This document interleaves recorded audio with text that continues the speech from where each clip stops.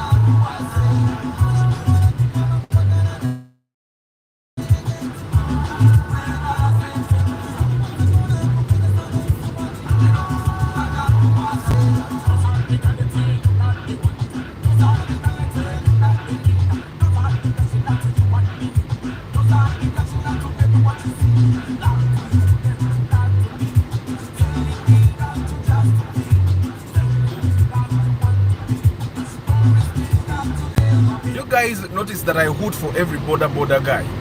The reason why I hoot for every border guy is those border guys sometimes are in thought, and I think with the Uganda we are in today, I would not blame border guys that are in thought, and because majority of the time they are in thought, like we people, we get in thought sometimes, and I would not blame a border guy of all people to be in thought. So every time I'm behind a border guy, I hoot at least once to simply remind them that, you know what, there is a car behind you. You would be surprised how many times I hoot and it's like the border guy has just woken up. Indicator. He was trying to compete with the taxi guy, yeah. So he just overtook without indicating at all, which take it. And that's simply because he did not want the taxi guy. What taxi So I find that the lorry guy was simply trying to be the smart one. Yeah, but Day in the side mirrors to see what is coming. So that's literally what the border guys do. So when you're driving on Ugandan roads, if you can, whenever you can, take a mukahuta katono. It doesn't make you uncivilized at all. No. It doesn't make you uncivilized. What that simply does, it helps keep someone else alive. You remind them, you know what, there is a car behind you. You know what, there is a car behind you. And even when you taxi, especially when you want to overtake those guys, you remind them. Evajita sport mode. Evajita sport mode. Inenge just la rev. Nezipasuka. Esitula rev nezipasuka. Kati nga gwa ino okuwagiye ekyokukola. Nenga zo rev ziba zipasuse. So anyway, today is Random Cut Talk Thursday. Enjoy the view. I came early. It's not even 7:15.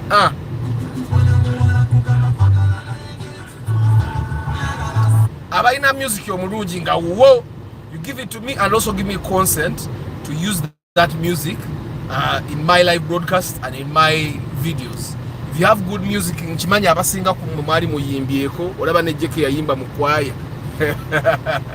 So but if there is a person that tried to be a recording artist, or if you're a recording artist and you want me to use your music in my videos, free of course, I don't share any income, any revenue that comes from my video. You give me the music, but I first listen to it. If I confirm that indeed it works for the kind of shows that I do, then I will definitely send you a consent form for you to sign that you have allowed me to use your music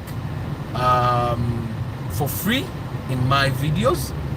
Yeah, and then I'll start using it. Actually make it to have a platform. But if this is not the platform for you, it's definitely very okay. But if you have music ngawali aga the other mukozese live broadcast oba mu videos, then definitely okusinga omuntu uza ku hard drive oba ku flash oba ku computer, you'd rather share your music with the world. N'atambula artist baba waba muwuliriza nawe nenkwogera kaba ne bakumanya there is an artist bamuyita gundi and all. Yeah. Kati just imagine ono music wange mwali badde mumuwulirawa okujjako era wano ku broadcast.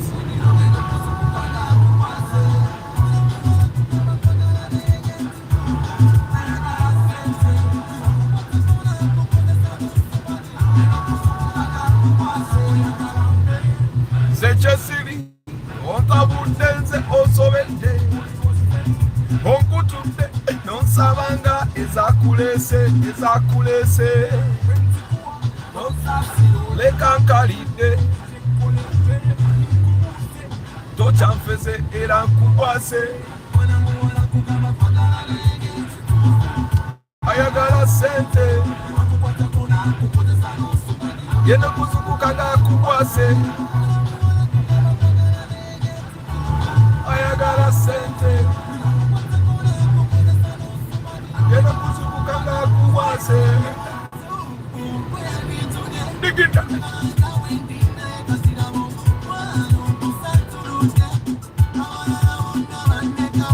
ding ding ding ding ding baby girl, ding ding ding ding your room forever, ding ding ding ding ding baby girl, ding ding ding ding your room forever.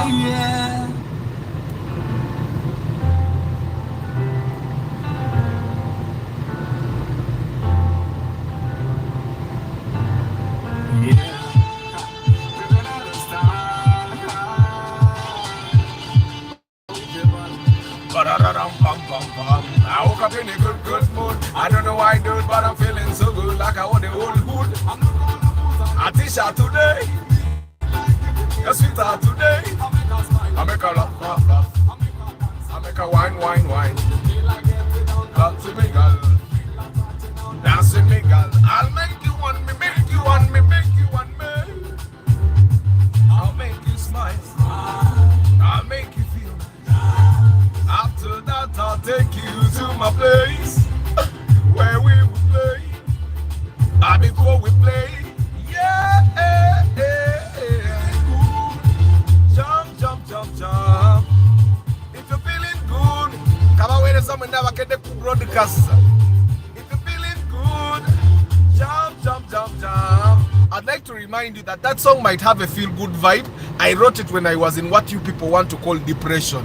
I was confused about the present, worried about the future, and confused about the future, stressed about the present, worried about the past.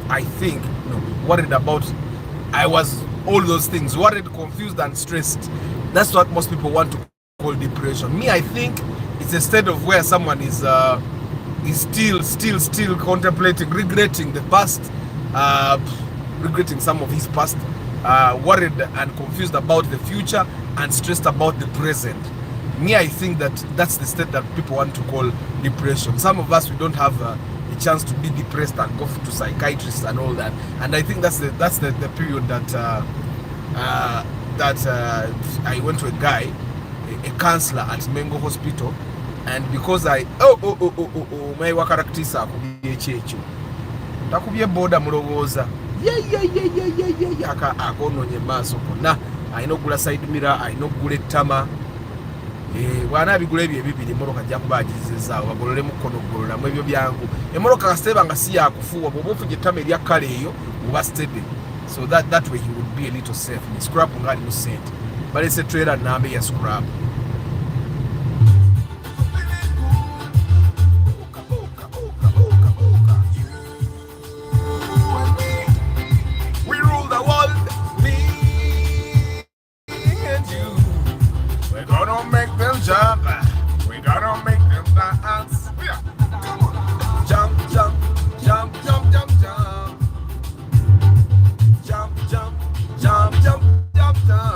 But can anyone feel the depression in my voice? That time, it was really tough.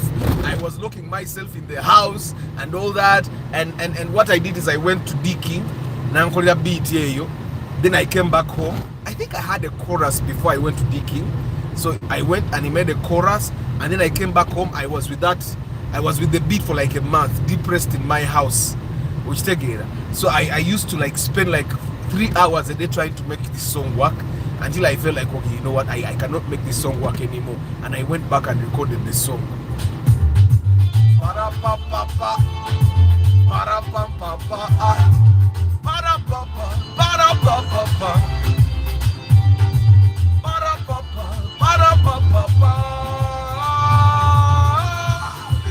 And guys, I'm doing 2 songs for the love of cars. Zirimo studio, Redem Zirinde. 2 songs. Guys, are for the love of cars, purely for the love of cars. If you're feeling good,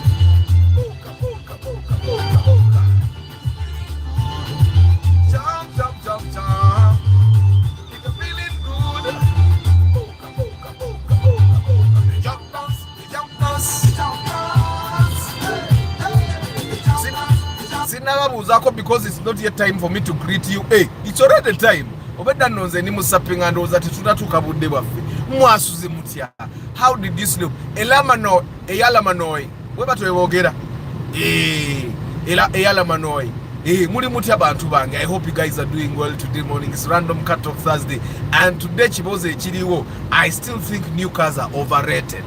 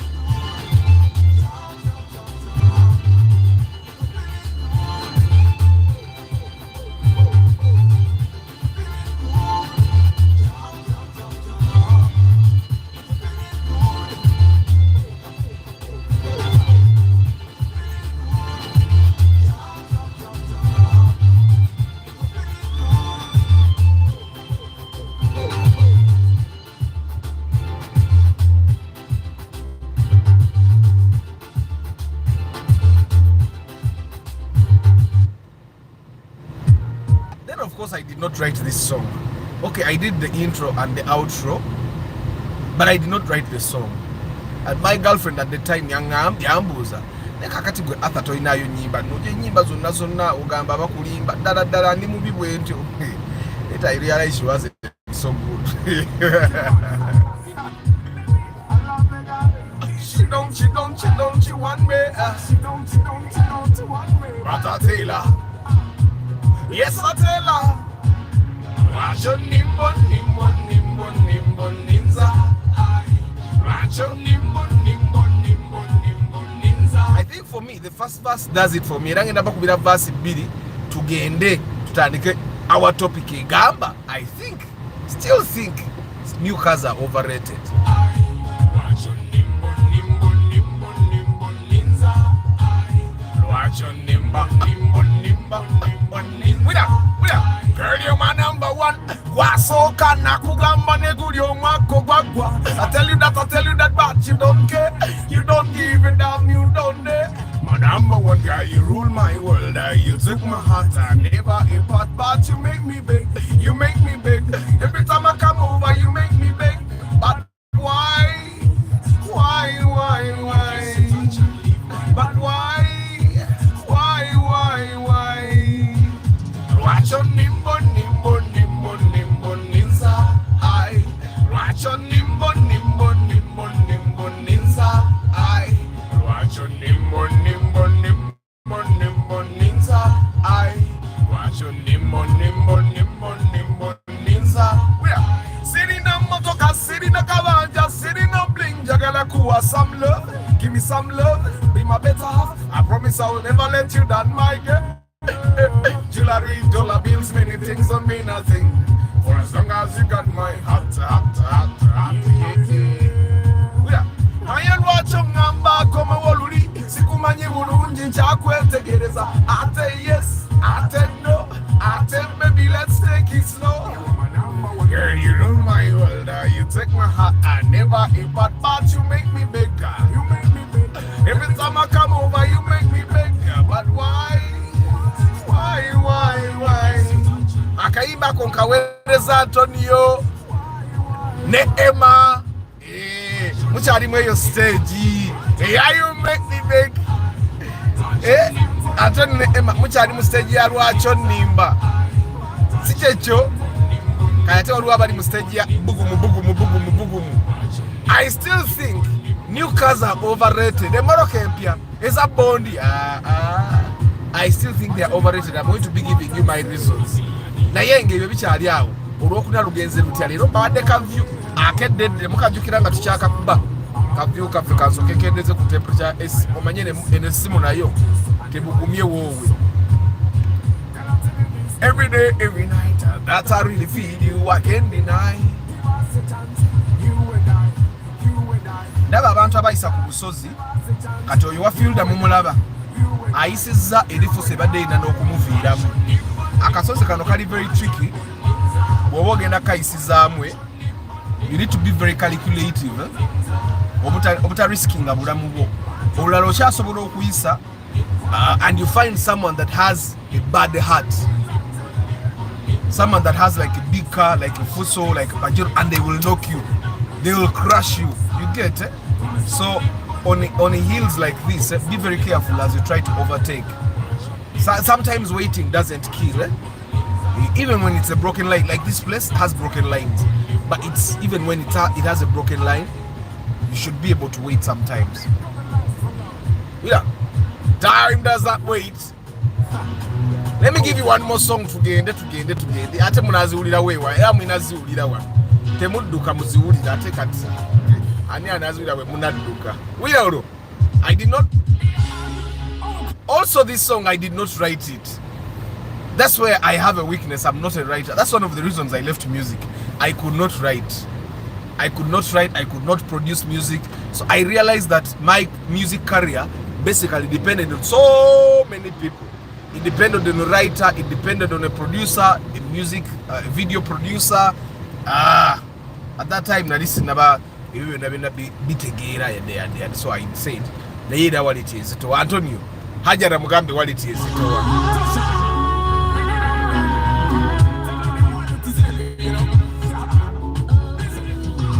Namusanga gena kaikonai, nemuuza kotale out tonight. Nasini kanga ninda ripula yo dancing na mutele ko chicken tonight. Appetite satisfy, girl give me chance and blow your mind. Say hola saba joyo ya.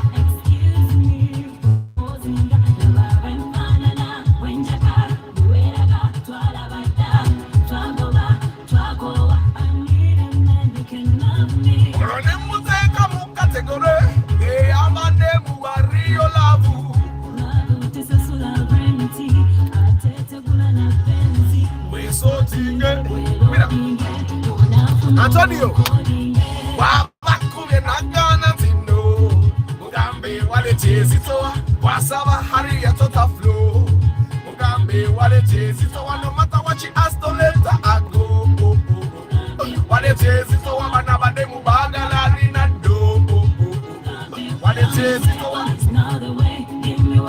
I'll give you what you need.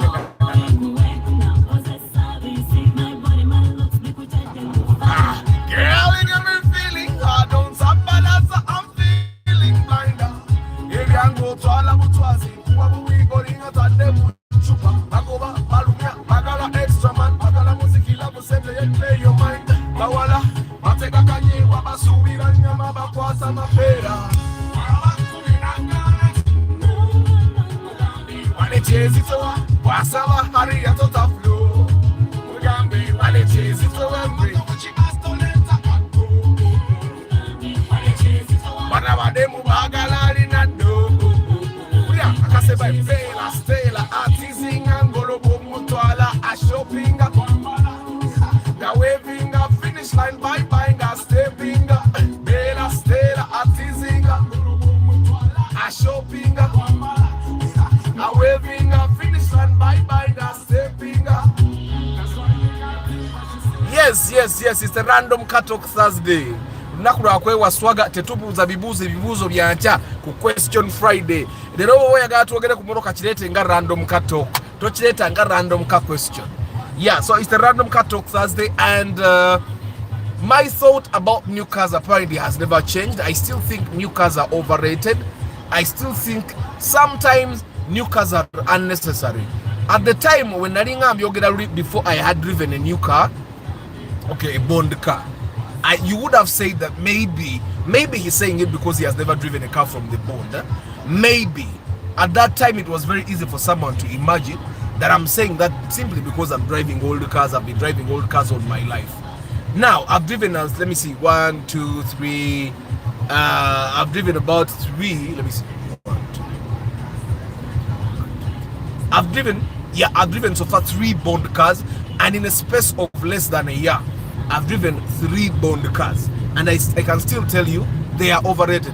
And when I say bond, I'm trying to not sound like they are new. Yeah, I'm trying to not sound like they are new, but we both know in Uganda when they say Emoroke Empia, we mean the bond cars, right? So you guys, I still think new cars are overrated. However, they are addictive. Okay, Emoroke Empia is addictive.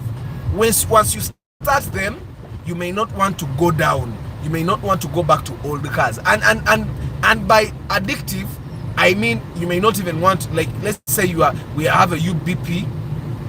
You find a UBM, you may not want to drive a UBM. You feel like it's old. I work with someone at office, and apparently her phone was stolen.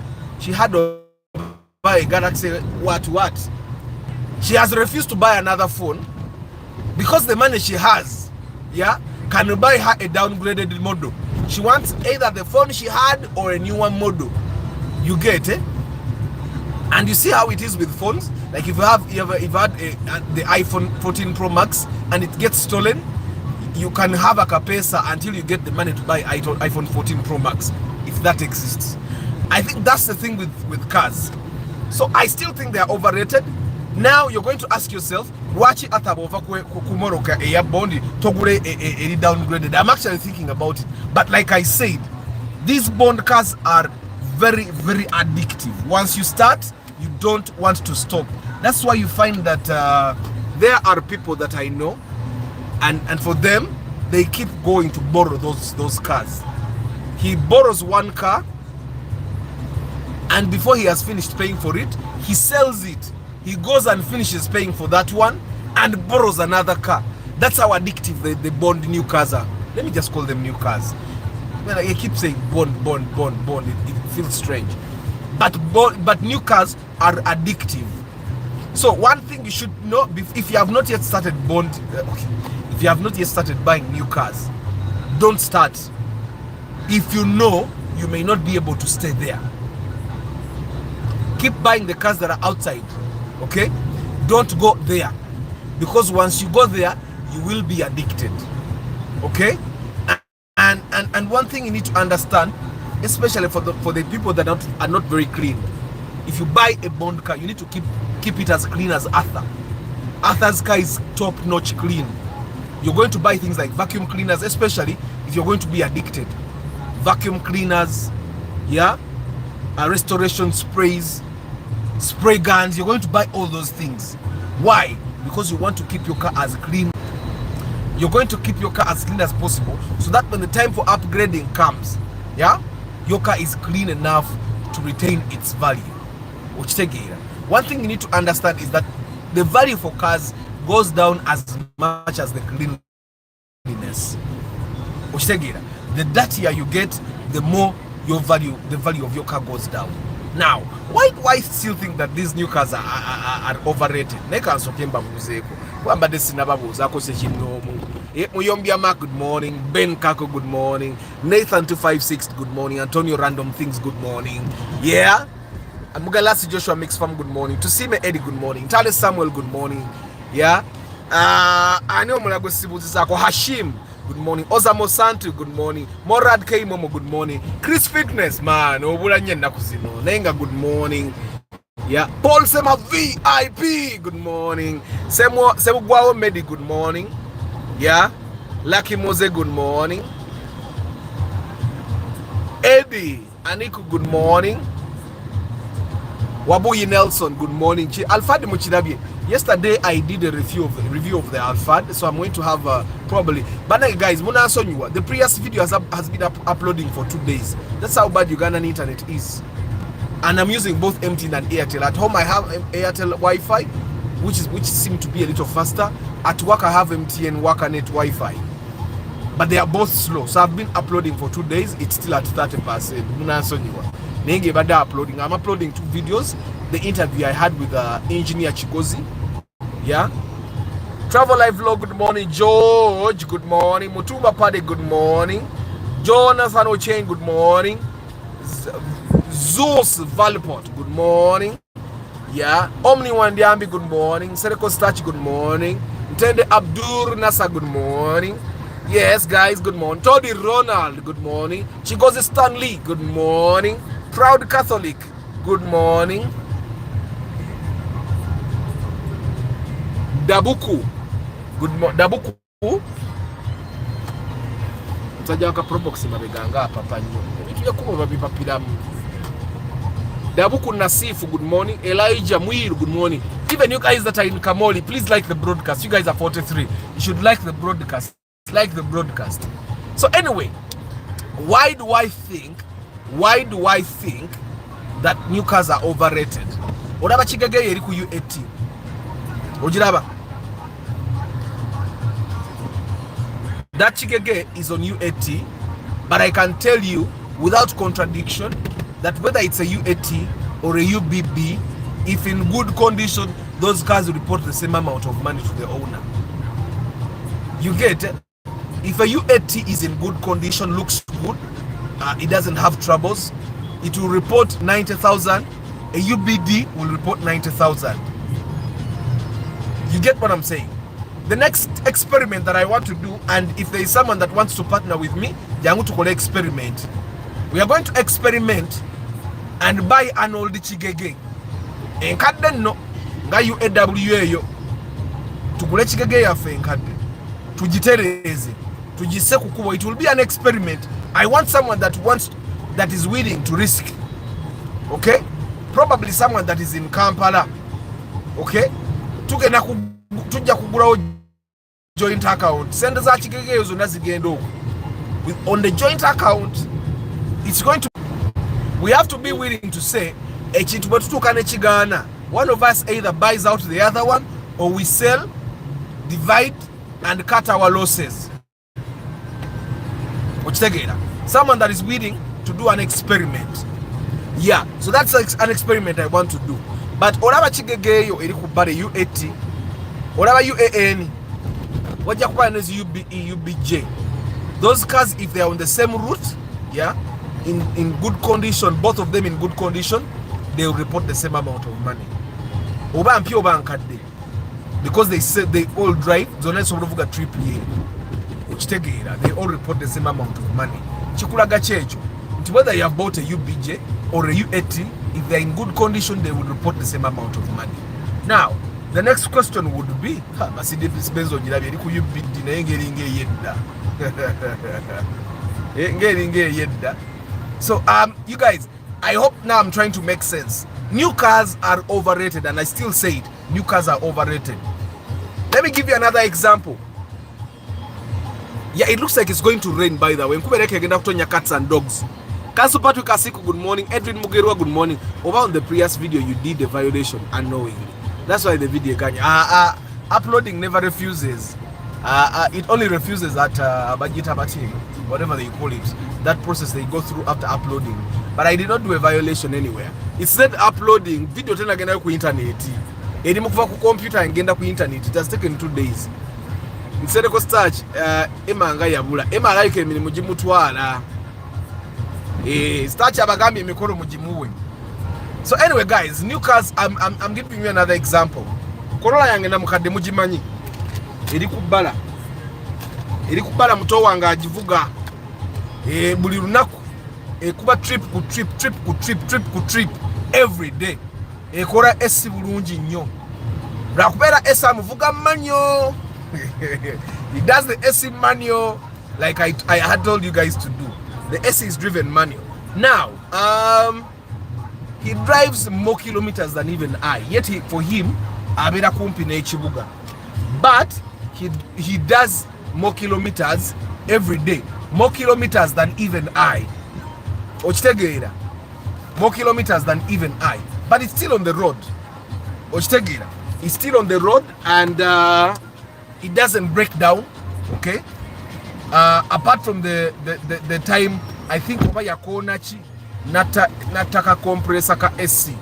Ochitegeera.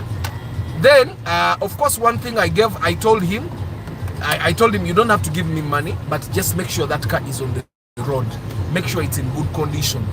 So he does the normal maintenance, take a brakes, bushes and all. He does that normal maintenance. So new cars are still overrated. I'm sure you're still saying na Arthur even never know songa zote one nafu imodoka mpya. And I've told you this time and again, imodoka mpya. Now when does the new car make sense? The only time a new car makes sense is if you're buying an old car at the price of almost a new car. You guys that come to me to do inspection, normally me I've told you time and again, you come to me, you want to do inspection, right? And you have 23 million and you're buying an old car simply because you want it. Yeah? Simply because you want it. Say, Arthur, me I want a Rumion. You have 24 million. The Rumion is 35. But at 24 gatako million being it from the Morokin data from the bond. Then you're making a mistake. Then for you a new car is not overrated. For you should be buying a new car. Okay? But I'm talking about the guys about ina sentence bamara. Oina milioni 18 oyagala gena mu bondi weole moroka empya. Nga you're just going to be driving it here and there.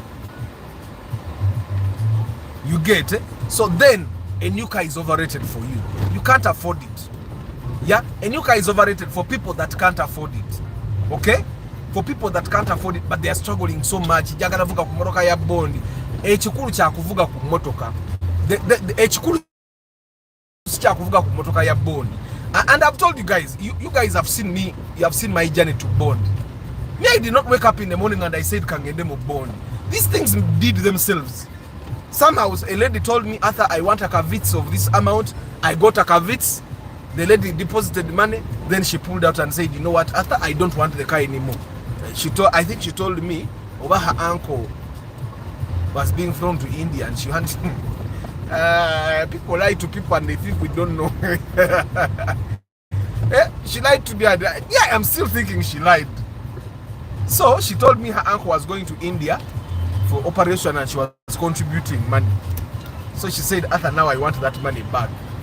And I said, okay. Even me, I wanted the cavities. It was nice. So I said, since she has decided to take back her money, let me keep the car. So that's how I kept the car. Then one of you guys came and bought the car. And just like that, I went to the bond. So when I went to the bond, me, I did not wake up in the morning and I said, Kamvge Morokaya Bondi. And I went to the bond in Neola. As a matter of fact, the first Vitz I bought wasn't on credit. Which take it, right? So you guys, simply because people are buying new cars, they are overrated. Really overrated. But of course, me, I had to experiment for you guys. For you to know what I thought about the car. Now, why are they overrated? If we bought a Raktis, both of us, one went to the bond and bought a Raktis at let's say 26 million, 27 million. And another one went and bought a Ractis at 17, 18. Yeah, one that is used. Okay, of course, a Ractis at 17, 18 might not be so good from what I saw in the market. Yeah, from what I saw in the market, a good Ractis might be probably like 20.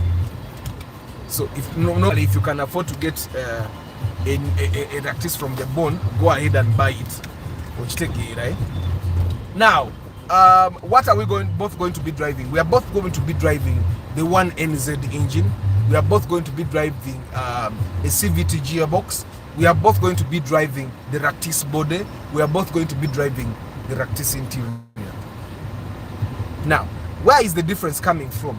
Someone that has bought a Ractis outside the bond, yeah?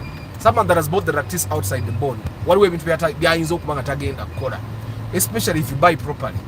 Now, if someone bought my Ractis today, it's a buy and drive, nothing. Toina chokola. Already service I think about 8,000 kilometers. So you're going to drive for the service. It has 4 new tires that you can drive for 3 years. It was raised. It has an alarm system. It has about 6 trackers. It has an Android radio installed, reverse camera installed. It has 2 screens behind for your kids. Now, those are things that don't come with a bond car. If you bought a car outside the bond. Now, on the other hand, if you bought a car from the bond, emipira jemokaja za bond, jivuga echinene nye miezi esatu. Echinene, and I've driven 3 bond cars. So I'm telling you, maximum will be 3 months. There is a Vitz that I bought from the bond, the very first one. I drove it for a month, and by the time the person that bought it from me bought it, I was about to change tires. I had actually gone and asked for the prices. I was about to change tires. You get it? Then they took it. Of course, then the second Vitz that I bought it on Friday, and the person that bought it on Saturday. So that one, and that's because the person doesn't drive it at all. He left the Vitz at home and then traveled. So someone drives it periodically. But for a person that drives the car every day, the bond tires will take you for maximum 3 months. If you drive those tires for more than 3 months, you're risking your life. Why? 1, those tires were not made for our roads. 2, if anyone is driving the tires that you bought with the car from the bond, go look at those tires. They are chapped. Okay? They have veins right now. That's very dangerous. A tire like that can burst anytime. That's why you need to change the tires and put tires that were made for Ugandan roads. And then of course there are guys that continue buying old tires. That's a very bad thing. Tires. Now, majority of the cars that we buy from the bond today, they come with size 15, size 16, size 17. The smallest amount of money you can buy that tire will be 230. Chitegeza 4 tires will take at least $1 million shillings, including wheel balancing and wheel alignment, if you do them. Now, if you buy tires and you don't do wheel alignment and balancing, now, tires, normally it's 200,000 or 250 depending on what car you buy. Then obale radio ya mitwala 5 boboguze atha good quality. Boboguze zili endalala na jazi kule mitwalo ngana 5 Wakitegeera. Chechira na bu screen buno boboya gado butera mbataba nibo. Bwa mitwalo 8. Wakitegedde. Tracker eya atha ya mitwala 5 atobo genda kugula. Ogenda kugula etya? Ogenda kugula track emu. What else? Then of course okole service like normal. And then there is someone that I saw a comment on one of my videos here. Someone said they bought a Rumion from the bond, and immediately when they bought the Rumion from the bond, their mechanic told them they have to wash the gearbox. But guys, don't be misled. It'd be like I've told you time and again. Sometimes you claiming to be cleaning your gearbox might kill it. You claiming to be cleaning your gearbox might actually clean it. Why? It's olabe morokeyo. the gearbox has particles. Every time you move, if you maneuver the area, there are metal particles that are in your gearbox. Sometimes they help to plug holes. They plug holes that would otherwise not be plugged by the oil. So somehow that keeps your gearbox running for a few more kilometers. And but I was respecting the traffic lights.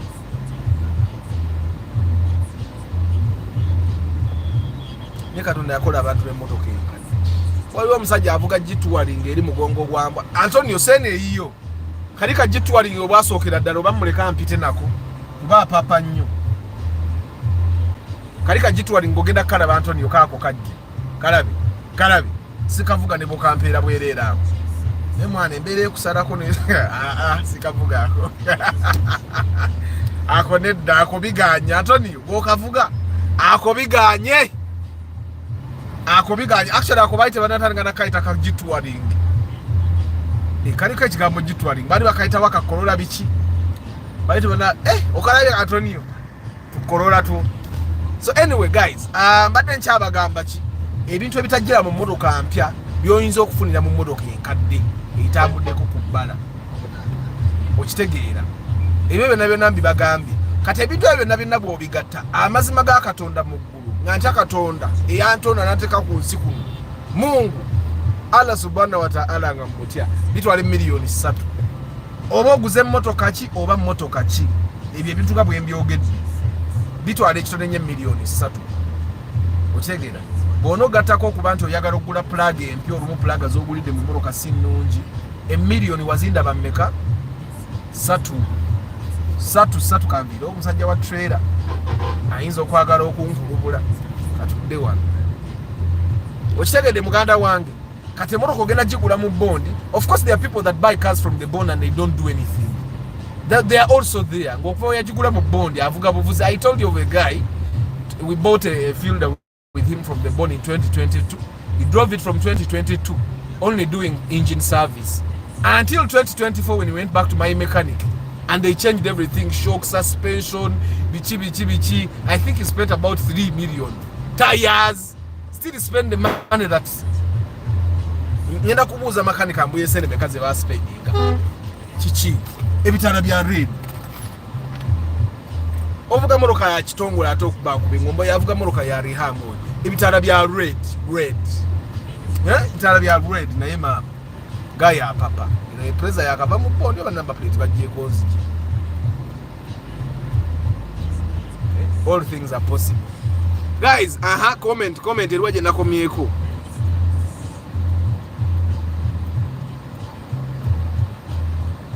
Chintu Mark, good morning. Twa Hawarakira, good morning. I thought I missed you. You missed yesterday. Ojajiraba. Once you buy a foreign used car, you can be attempted. Arthur was in jam and my car randomly nezikira and it hadn't happened. What did the mechanic tell you, Amos? Heath Moses, hi. Andrew 256B. Arthur, these days your network is so poor. My network is actually okay. Evudeke emirundi ebiri waliwo network we yavangako emirundi asatu mu broadcast. Karachi Ronald agamba land agamba good morning Arthur, just buy a used car that was bought from the bond a few months ago. Exactly. That's something. Although jagenda okwesanga emmotoka yagula mu bond a few months ago is not as is almost or even more than the bond price. But I find that majority of the time you save time no kubba mu bintu ebimu. Okitegeera. There is a brown Land Rover which passed by. Naye ngeyimiridde njirabye. After you say the parked cars are bad, but share your workers park their good cars and find them the next vacation. They are good cars like in Mose. The keyword is they are good cars. Okitegeera. Omuntu ali kucheye, it's very hard for them to sell their car. It's very hard. Kuba bagiparkinza ajagala. Majority of the time, and like Mose may have inspected cars, I've also tried to buy cars. Those parked cars are evil. They are evil. As a motor is really parked. Majority of the time, the people that are saying they are parked cars have not maintained them very well. I've inspected and I've even bought them time and again. Nathan, hi. I don't know if I missed it. what happened to the Toyota Prius road test experience? Heath Moses, it's coming. The video is coming. If it will be line what's meant to inakuda mwedi line efe. Chechitu kuti. Nasirikali bali mukutoba wode.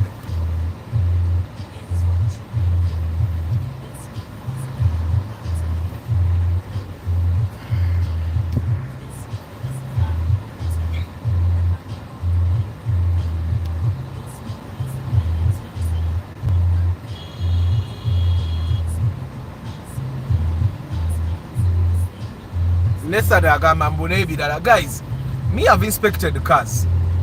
There is no car that I've inspected and we found a police record. There is no car that I've inspected and we found police receipts. Either when you're buying a car, if you find police receipts, you deduct that money. You deduct that money.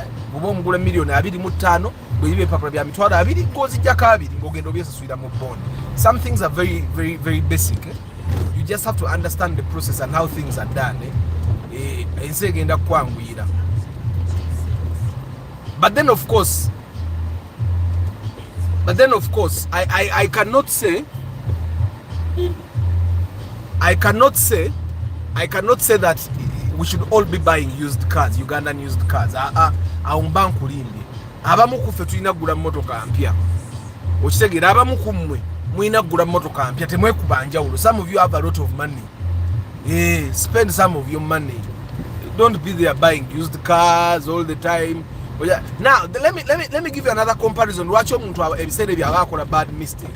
Olaba ka vitsa kakatuli maso. That's a UAT, right? That vitsa baba jituna bajjajituna milioni 3. 13. Vitsa empya mu bondi ya milioni 25. Kati omuntu ajja kujagule ka vitsa ke milioni milioni 13 ngagamba hanze kan saving sente okukusula sente. That's dropping money. Because at like 17 you can get a good Vitz. Ngerimu UB series. Why would you buy a U80 Vitz at 13? Okukusula sente. And that's why sometimes I keep telling you guys, emoroke nkadde. Gobo ina sente bwezi emoroke nkadde zvemu. That's why sometimes when people come to do inspection with me, then I tell them, you know what, why don't you top up some money? Nechugenda mu bondi. Ebintu ebimwe bisede emu when I say chija as a surprise to people and they think ata lwachi agalo kusinika mu bondi. Tabali aloza sente nonda nonde. Tolonda nonde. Na some buys are bad. It's like someone going to buy a Primo Super, whatever number plate, and you buy it at 18 million because you've heard that Primo Supers are good. That's a bad buy. That's a very bad buy. At 18 million at least of an type C. Bachita C light. It's a type C because the chargers are type C. Why would you promote chibaita type C? Chibaita C light. China zigzag gear lever. So that would be a bad buy. Now, I still think new cars are overrated. I'm talking about own cars. So for the guys that are going to buy, come say, guys, I do pre-purchase inspection. You might have PPI. I'm your guardian angel. I come with a mechanic and we make sure you get a good car at a good price. Your job is to simply say, I like that car, I don't like that car. The mechanic does the deep checks and I keep the mechanic in check as well. Because that's for sure. Like I've said, your mechanic might have nothing to lose. And I've said this time and again, I had a mechanic for like 5 years. Was it? Okay, so 2012. Yeah, I had a mechanic for like 5 years. And in 2016, he had Tomeza Chivina. When Namu was a Rachon Tomeza Chivina, he told me, the sentence was dinner. So you get, and I got really angry with him. And in those 5 years, I had gotten him like 5 customers. And I ditched him, I got a new mechanic. And when I ditched him, the other 5 people that I had brought to him all asked me, Arthur, they all ditched him. They all ditched him because he had Tomeza. So you can imagine someone I've had a relationship with for 5 years. Tomeza. So that's what happens with mechanic. You speak a random mechanic on the road. That one has nothing to lose. That's why this guy on the Yagambe, they bought a room from the bone, and the mechanic told him over her that they had to clean the gearbox. Who tells you? Now, then they told him to buy hydraulic, which was 500k, and then they said sina cent. Then the mechanic told him, "Utagula hydraulic mopya gearbox egenda kufa." Why was he washing the gearbox in the beginning? Muyaje muna use ebintu ne petrol. Guys, let me tell you this: if you're buying a CVT gearbox car, drive until it fails. If it has a dipstick, you can check the levels. If it doesn't have a dipstick and it has no leakage, drive. We're just on your way. CVT gearboxes are now cheap. They're cheap. And then the cars that have expensive gearboxes like the Kawundos, there is no way you're going to get a leakage. But I don't have a leakage. So what am I saying? CVT gearboxes givuge paka wefa. The reason why they normally say a CVT gearbox is a lifetime gearbox oil is because the gearbox is meant to be used until it dies. Then you buy another one. When you buy another one, then you can service it because they call, by the way, don't buy a gearbox from a spare shop where they don't give you guarantee that if it doesn't work, you take it back. That's why don't just work with random mechanics. You might even buy 4 gearboxes. You need to work with people that are trustworthy. So, our topic today, pre-purchase inspection. Right now, we charge a small fee, 450,000 only. That money covers 1 day of inspection in the Kampala Central Business District. Nebo nova ne moroka nya oba kumi ezo inspecting that day. We will inspect them. That covers one person. Mwinzo kujanga muri ba Uganda babiri nga munge navugule moroka bili za njawulo. Nemusasula mbo emitwala na mweta nonkebere moroka zonna moro na kumuli elimbi. I inspect for one person. Okay? 450k, that money covers my time, the mechanic's time, and of course the fuel that moves us around the Kampala Central Business District. The moment we skip Kampala Central Business District, in Pate to Gende, Wachiso Smaya, you buy some extra fuel. Because two times we don't now ukawulira nesawe. Anyway, new cars are overrated. But also some old cars are overrated. Katingola be yemorokeyo. Hilux. That Hilux is UAY. I would never buy it. And I don't fault people that buy them. They don't know. That car is too overrated. The Hilux is too overrated. It's too overrated. One, by the way, it's uncomfortable. Double cabins are the most uncomfortable cars I've driven. There's a time I almost bought the L200. Two, moroka nkusibate china AC. Boyingira mbiko byetaka enfufu giryanga ali ku boda. Bosala utagiryanga ali ku boda. Ogenda kwanika endabirwa mota niko kubanga wetaaga akatambalo kwesimu natere enfufu ejja kuyingira. Yes, they are going to tell you they are long lasting. What?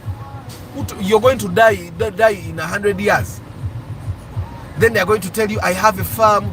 Most of the people that have bought those Hiluxes and the hard bodies, they claim, and in a farm, yakale moroke nekole emirimu ewa kati wewu yatadde mu ekisawo kimu.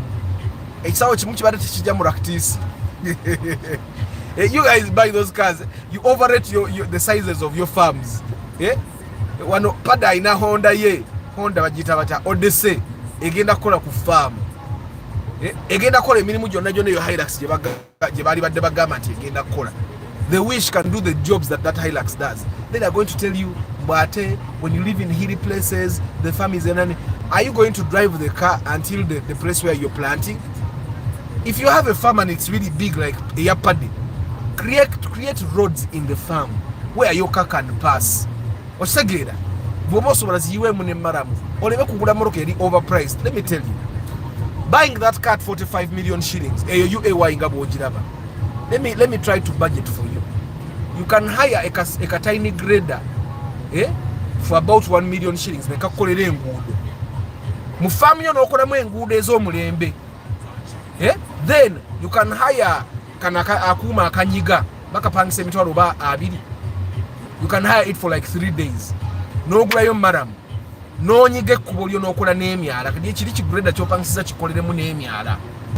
Osagera, nobeera ne farm ngeri modern ku millions zo nga 3.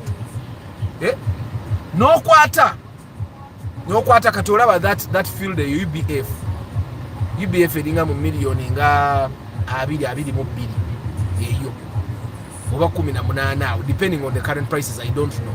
Nogula field eyo nomanya nti field yange eyo ngenda gisuula emito ekola emirimu gyange ku farm ngitaddemu enguudo ziri organized newe kunabagenda mu African Development Bank kufuna oba Uganda Development Bank kufuna yo loan ya farm bajja kujja babenga balina we bayita ne moroka zaabwe balabe nti farm eri organized efo kyogenda ogula ekimoroka miliyoni 5 ononye n'emirimu gye kikola nga tekikiraba. I've told you, I've seen people that bought those double cabins thinking that their farms were very big, only later to realize that the farms were not worth purchasing. I mean the double cabins. Emirimu egisinga gye mugwira double cabin gye mugamba mbu bwe naba netaze cement nja kusomba. You guys, hardwares now have pickups if you're going to buy. Okitegeera. Then also hiring a lorry or a pickup is very affordable, very cheap these days. Tezikyaliza bei nnyo kuba mpitirivu. Eyo nvuddeyo ekyo nkikubye nkimazi. Kati waliwo abadde yeteeka okugula double cabin for his farm, his goat farm. Double cabin etambuza goat mmeka. On that double cabin you'll put a maximum of 5 goats. Why don't you just hire a lorry that can take 20?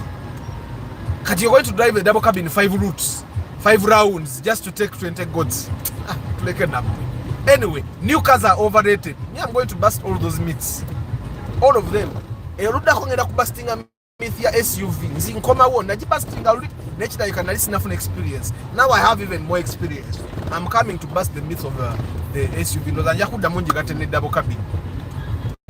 Kati ekirala bwe baddala ng'emmotoka okugula ya faamu lwaki ate ogivuga ogenderayo ku mikolo. Some people that buy double cabins, they just buy for posturing.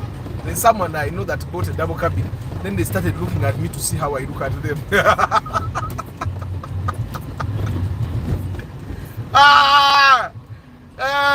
The person started looking at me, seeing how I look at them to see if I look at them different. No, people will still look at you like you have a normal car.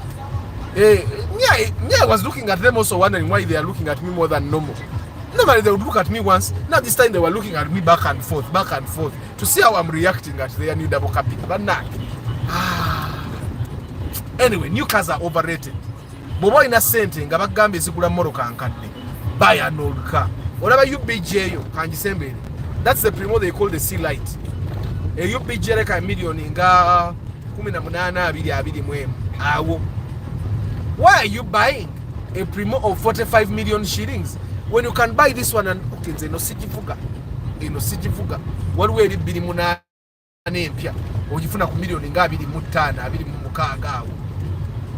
Now this one may would not drive it, but still bw'oba ina 18 gule eno. Okitegeera. The new car thing that I'm talking about is to make sure that we don't go beyond our means trying to be like other people. Okitegeera gule moroka enkadde ey'okubala n'ez'okubala kati eyo mazida yafudde. Siwadiru yafudde ye nasanze moroka kyendala eyabadde efudde ku bbala yesterday. Moroka kyendala gye nasanze ku bbala ng'efudde tewali muntu apakinga mu kkubo bw'ati awe watali katale watali kaleegwe yafiiridde awo ate ezitowa n'agamba okusinga okufuna abagisindika kankubire makanika aginone n'abaako wamuteera ekisumuluzo makanika gyafaafaagane nayo.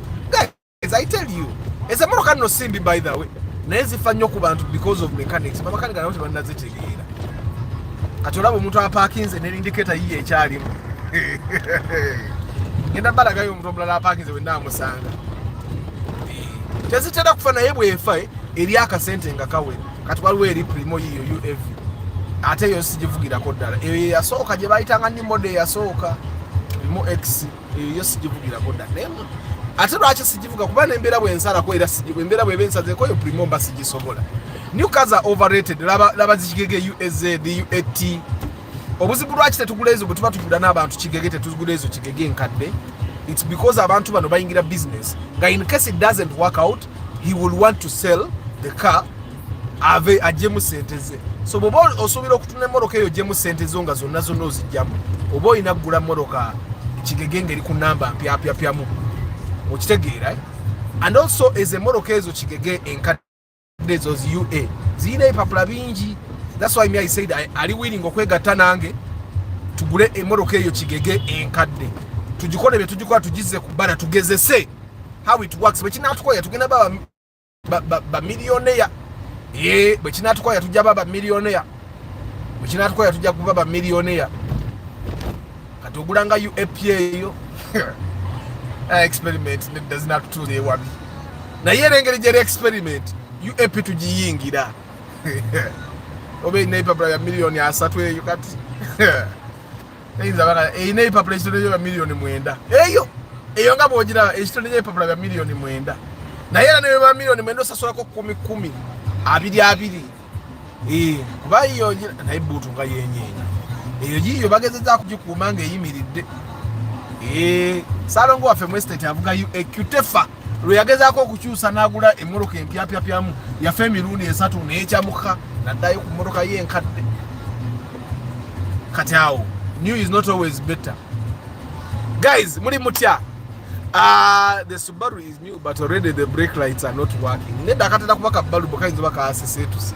Naffe sebo twajja hali ya mu bond parking lights nga tezikola.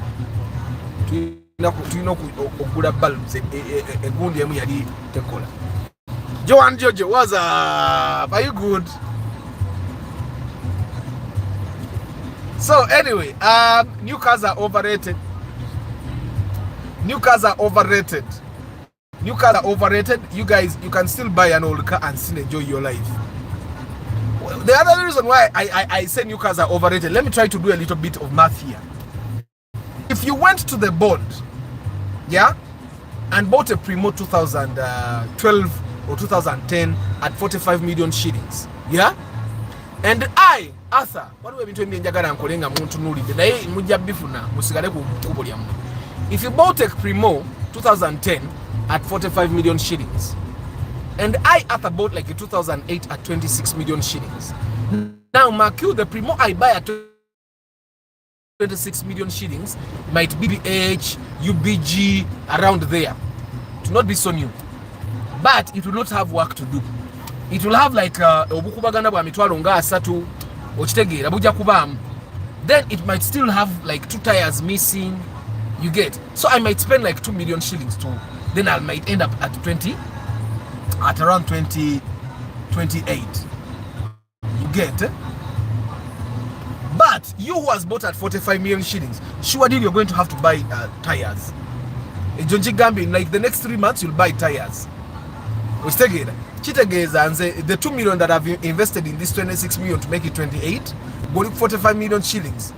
Surely you're kakadeke mipira kagude. What is the 45 or you get 46? Me, I will find, their chances are high that I'll find an Android radio in that car.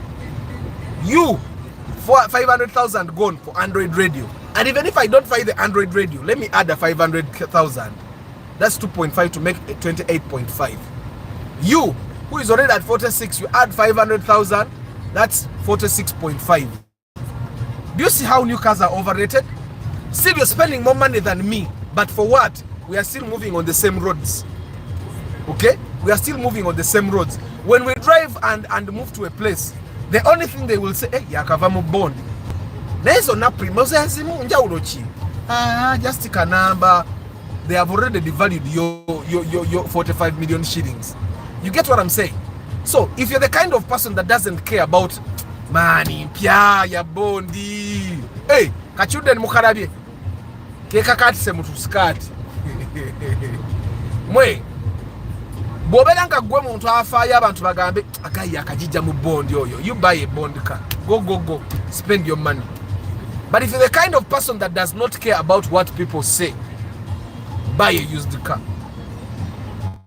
This thing I'm saying, but also you can still buy a new car from the bond at a small budget. But I found that most people mweronda. Me, I've told you time and again, nze sina malala, nze buli motoka njivuga. Okitegeera? Nze kimu kuminkumidde mu moroka empya. Ekimu kuminkumidde mu moroka empya bwe butaba na malala. Sina malala. Nze buli motoka njivuga ekikulu ya bondi. Okujjako sivuga Golf, sivuga Mazda, sivuga Mitsubishi, sivuga Benz, ebyo moroka ebyo nze wendi level ya sinatuuka kubivuga. Okitegeera ono nno yagula Mark X naye mulowooza parking temulemye tagenda genda Jeke calls it parallel parking. Naba katugende kasima musajja naye maama apipirira mu reverse parking oba bayigirawo emmotoka bano. Sometimes I see people and I say ngamba ata wayige emmotoka wamala ati waliwo oligayo lile eyankambwe erayinza okujja n'agamba naawe olowooza kuyiga emmotoka wayiga nnyo endabiramu y'emabega yiyo yayiise kati aginoonya naye ng'amazima gali nti alina ggula bbuutu anomale endabiramu y'emmotoka zino zonna naddala ez'emmotoka nga bbuutu eggula n'endabiramu yo bweyiikanga you buy the boot, it's better. Kiri kibuutu okitunde mu scrap, of course kibamu sente nyingi naye okitundayo mu scrap. Yeah, so the network is not good, that's why my image is not so good. Network webeera mbi ekifaananyi kibeera ekityo. So anyway, new cars are overrated. Kamatho kawulidde. So but if you have a lot of money and you don't care about the costs that come with owning a new car, you go ahead and buy it. But if you're one person ng'obala nnyo nga Arthur ate ng'oli specific about the types of car you want to drive, nze mbagambye bw'oba oyagala okwekuumira mu mmotoka za bondi ebyokugamba nze envuga zikawundo bireke, naddala nga tolina sente, abalina sente bo beeronde. Naye bw'oba okyetetenkanya nga bw'olaba Arthur bwe yeetetenkanya, nze neetetenkanya bw'oba okyetetenkanya obanga osinga Arthur okwetetenkanya, kuba waliwo abasinga Arthur okwetetenkanya ng'ate mumwetetenkanya nnyo. Bw'oba osinga Arthur okwetetenkanya ebyokweronda nga ddala oweka okusigala mu mmotoka za bondi biveeko. Olala gula Paso, olala gule Vitizi, olala gule Lactis, olala gule Sienta. Teweeronda. Eriyo nga ya layisi nga eri mu sente zo ng'ofissaako. Kati nze mwe mulowooza bwenzira mu bondi sente bwe baguza gye mbadde nayo bwenzirayo gye you people you don't know kudono. Inze when I go to the bond, I make sure I keep some money. I keep same alarm, and that's probably something that majority of us should learn. Obutemaram bond cars are overrated. Dakika 10 kansome comment mbasibule. Misime Kim job was up. In 2015 I bought a Uganda used Bajaj in Ekora Chemical. After I learned a big lesson. Now I fear Uganda used automobiles, especially if there is no pre-purchase inspection. Kasito chogedde. Arthur Raktisku 14 tojifuna jiveko. Go for your Arthur. So many potholes. That's Uganda for you. Nae Arthur, I think you have not gotten Mose well. Guy parks X6 Ferrari Mocasenyo for months and you be like ono guy chichi. Anti na yaba tatunda Stanley. That's what I said. Bankuba cheyoba parking emoroka zawe. Neba bate batunda. Ate I challenge you. Emoroka jeba parkinze omwaka. Yeah? Ogenda kujivuga egenda kulya sente. Echocho I challenge you. Bush zino zikaluba. That's why abantu bo abasajja bo mu bondi batunda emoroka eza amabanje eveewo. Emoroka bwe parking a very long time egenda kulya sente. I think I'll start with the Vitz or Sienta as my first car. Arthur, lwaki Vitz new model is more expensive than a Rom new model? Isn't that clear? Vitz fuel kali keeko ne demand yennyini. But also people don't like the Raum. I know that Lord erovuze wentegeera obulungi. She goes Stanley try to search for a story behind those cars zomukasenyi. Ngolowooza mirembe. Arthur, when you buy a car, who pays for the transfer? The person that has bought. You're transferring. It's like when you buy land, who pays for transfer? You, the new owner of the land. Okitegeera. Arthur tebibeera nga bwe tubiraba. Kyotegeeza mwana. But when you look at them, you feel so bad. The money wastage. Tebibeera, yeah. Kandabe ani ono Oliviere. Kamaro mokweka. Arthur, ideally a Primo Super or Spacio new model in your wisdom should be going at how much? Council Patrick, I cannot price those cars. Those cars have a high demand. And that's why they are highly priced. Demand and supply. Too much demand, prices go up. So I cannot give an ideal price because the price is not about to go down. You people still want those cars. Eze emmotoka z'abagezi era bw'oba oyagala Ferrari genda ras mu yard weefunire ku bbeeyi layisi but ogiyingiza wano. Mr. Arthur, another problem from Cheyo, from these first world countries, the vehicles are so super clean and healthy. You reach at Entebbe airport, the vehicles there olemwa. Guys, I saw a video of a drone that caught fire, but can someone tell us what happened? Choka, even passengers got burned. I talked about this yesterday, Stanley. Tewabaddewo. Ulaba ne nange kavits kange, I take it to the farm. Thank you Amos. This way begenda ku farm ekikupika ogule Hilux. Bakusere! Me, I know someone that bought a double cabin. Farm yagwadda. Choka, now he's stuck with the double cabin. Mulya sente kuba yagula double cabin era yagula bubi. Ndoza ne struggle yali alowooza agenda kufuna takyalifuna.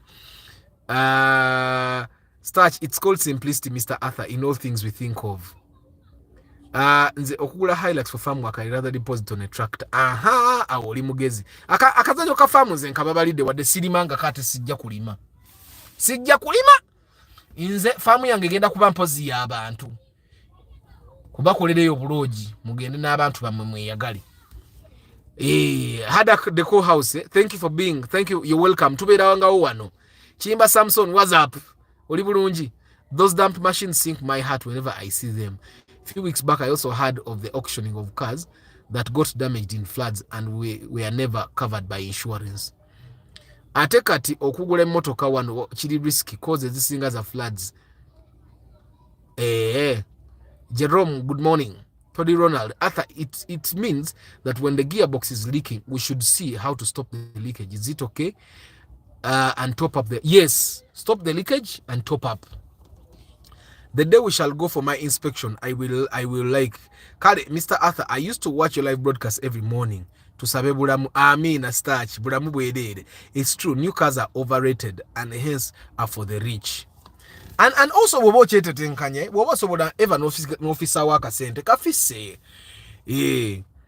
Football Tribe, Arthur, and all of you on the broadcast. Good morning, Football Tribe. I bought a Chigege and we went for inspection and we found it had 6 million police receipts. It was the balance for the seller. She just gave us the logbook. We cleared the receipts. But Arthur, you also say chipia emotoka nga gwaje etandikidde.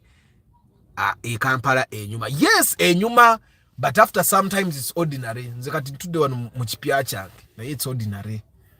I'm telling you, it's still ordinary. Gwaji kati abakulaba ng'ogivuga be balaba ng'oli wa kabi naye ggwe. Nemwe manja kitegeeza okuvuga ekipya nga business eyitetambula yeetaagamu capital. Do you know what that means? Kitegeeza emmoloka gigule naye osigaze sente ezitambuza capital for the people that are self-employed and business owners.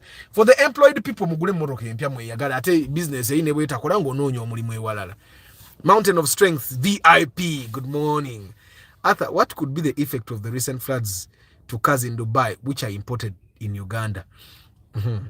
Ate emmoloka eyingiddemu amazzi, obviously wiring agenda kuba eyina kusooka kala nnyo.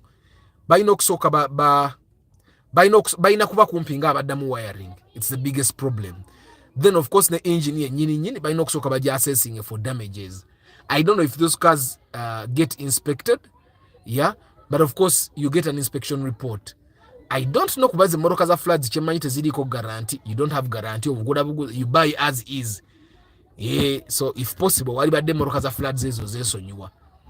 Okujja ng'oguzeyo nga kakorola nga akobo obukorola okagula n'okatuusa n'okagulya yingini. Okigenda naye ate era omusolo ogenda kusigala osasula nga gwa mmoloka mpya. It doesn't make sense. Okujja ng'eribo okagula layisi nnyo kuba wano you are even if you bought a car 2 million, if you are account it at 20 million, you still pay the taxes of a car that is worth 20 million. Okitegeera. Jay Sekaja, good morning. Lucky Mose. Mukwaya Richard, hello Arthur and everyone. Hi Richard.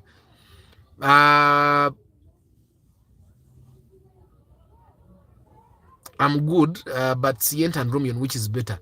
Sienta is 7-seater, but the other seats are almost unusable. But they are usable, almost unusable. Meanwhile, on a window shopping escapade, most cars appear to be affordable until you actually go out to buy them. Thank you, Football Tribe. I tell people here, omanyi kati fetuka yantugule moroka noji postinga wano. Sha, Baba said day, Baba being okay. I will wait when you go to buy. Why don't people like Raum new model that much? I think akafana na bulungi. Actually, it's on the video that I'm uploading very soon. After majority of people sell their cars because of issues. Utandikira in someone's problem. It depends. It depends. Nze modoka ya issues injiwulira. Era people that we go with for inspection, make sure I drive the car. Make sure I drive the car, not the mechanic. Mechanic avuge, but make sure I drive the car. Nze Arthur. Somehow I think Katonda ine chirabo chiyampe ekyokuwulira ebizibu. I'm telling you, gwe boba ine moroka yongo owulira namugimpe emwe nnaku. Nja kukoma nga nkuwulira ebirwadde ebigirimu. Okitegeera. Ate ne bogimpa lunaku nno ngamba Arthur, emoroka yange yiyo. Unono bokola inspection empitanji kuwe gye obokolera mu inspection. Nja kudda nga nkuwulidde ebirwadde ebigirimu. Somehow God gave me feeling for bad things. Ebizibu byonna mbiraba. Actually kati nze ntya n'okweyazika emmotoka z'abantu. Lwenje yazika erwala. Like you know eri Benz gye bampa ne bangamba you can pay whenever you want. Yoli yagimpa nga bagivuga teyina buzibu. Nze lwe nagivuga enkya n'ekyamuka. Ne muddeze emmotoka ye. After majority, okay. One thing about new cars from the bond, even if you decide to sell it after a month, they will give you over 1 million less. But an old one, you can drive it and still sell at the same amount as you bought it. Kale, kamba sibule bantu bangi. Tomorrow will be question Friday. Arthur will bombard your inbox soon for consultation and schedule pre-purchase inspection.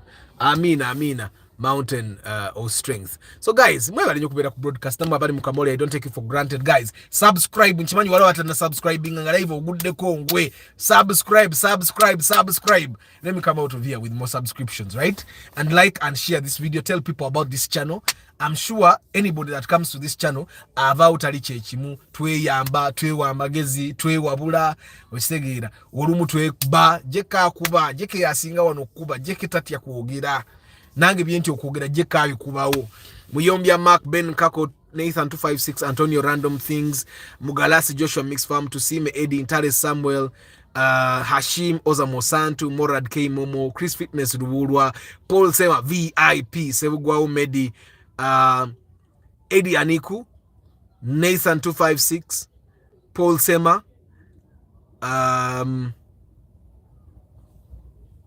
Waboye Nelson Paul Sema VIP, yes. George, Travel Life Vlog, Motumba Pade, Jonathan Ocheng, Erisoka Simanyi Disoma, Zeus Valport, Omni Wandiambi, Nsereko Starch, Intende Abdur Nasa, Chigozi Stanley, Todi Ronald, Proud Catholic, Bridget Kakai, Dabuku, Nasifu, Elijah Mwiru Yatua, Kazoba BL,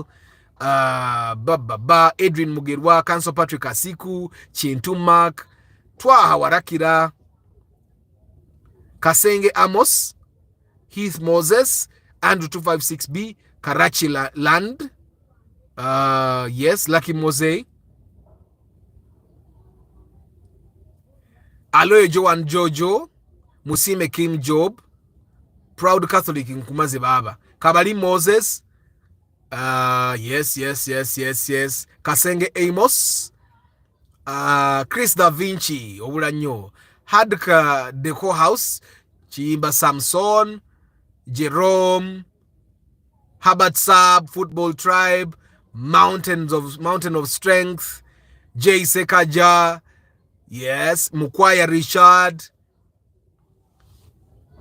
Mountain of Strength VIP, yes, Kabali Moses Nkumaze, Deo Honoris, Mary Imelda. Can you guide on B-Forward for first-time buyers? No. B-Forward, just go and work with the B-Forward officer. I'm sure they will help you. Master Arthur, waliwe motoka endoge oba yatomera muntu. You buy it nofune ebizibu. I don't want to think that into waliwe motoka endoge. Emotoka oba ogula ya bizibu. Oba it's just a bad period for you. Everyone has a bad period. But natani kokulowoleza mu ndoge.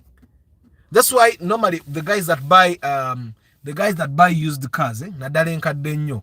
Bogule motoka enkadde, jikwate, jitwale ku washing bay, bajambule bajijjemu emito, bajijjemu ekiwempe, bajoze buli katiki basanga buli chiche basanga makijjemu. Jeke yagamba abaana bo bali balafu. Jeke yankuba kigambo.